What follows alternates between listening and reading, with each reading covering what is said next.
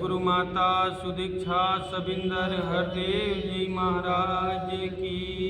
जय। ये भैया यहाँ इंसान के इंसान बनावल जाला, हमरे गुरु के ज्ञान से भगवान मिलावल जाला, हमरे गुरु के ज्ञान से भगवान मिलावल जाला। ये भैया यहाँ इंसान के इंसान बनावल जाला, ये भैया यहाँ इंसान के इंसान बनावल जाला, हमरे गुरु के ज्ञान से भगवान मिलावल जाला, हमरे गुरु के ज्ञान से भगवान मिलावल जाला।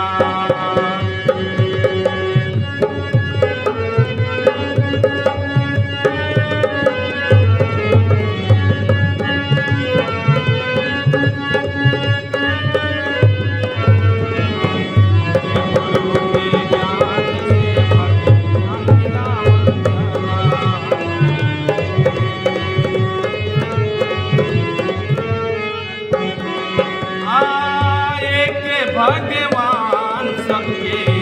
रच रच बनैले, एक भगवान सबके रच रच बनैले, धरती पर केहू से ना भेदभाव कैले, धरती पर केहू से ना भेदभाव कैले, जाति वर्ण और धर्म के अभिमान मिटावल जाला, जाति वर्ण और धर्म के अभिमान मिटावल जाला, हमरे गुरु के ज्ञान से भगवान मिलावल जाला, हमरे गुरु के ज्ञान से भगवान मिलावल जाला। ए भैया यहाँ इंसान के इंसान बनावल जाला, ए भैया यहाँ इंसान के इंसान बनावल जाला,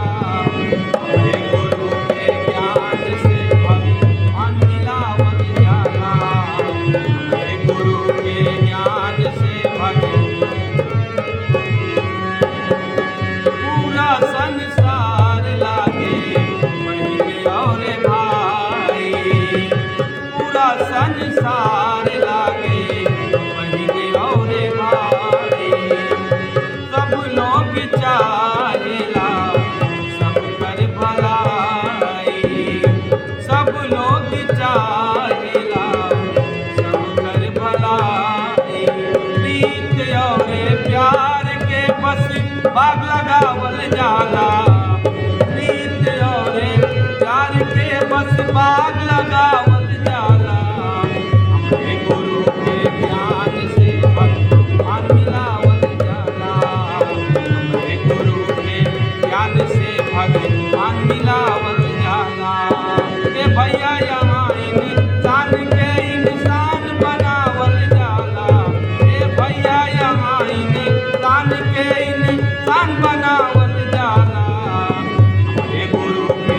ज्ञान से भगवान मिलावल जाला, हमरे गुरु के ज्ञान से भगवान मिलावल जाला, हमरे गुरु के ज्ञान से भगवान मिलावल जाला। मिलेला सुकून यहाँ सद्गुरु चरण में, मिलेला सुकून यहाँ सद्गुरु चरण में, सेवा सत्संग योगे हरि सुमिरन में, सेवा सत्संग योगे हरि सुमिरन में, हरि भजन से जिंदगी यहाँ सब कर सजावल जाला, हरि भजन से जिंदगी यहाँ सब कर सजावल जाला, हमरे गुरु के ज्ञान से भगवान मिलावल जाला,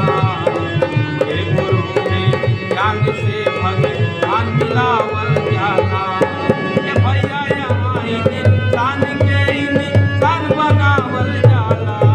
ये भैया यहाँ इंसान के इंसान बनावल जाला।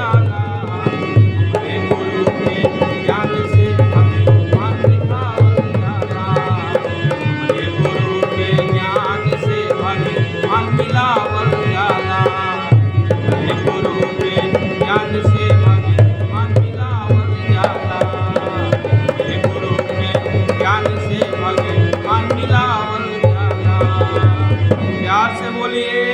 ધન धन નિરંકાર જી ખૂબ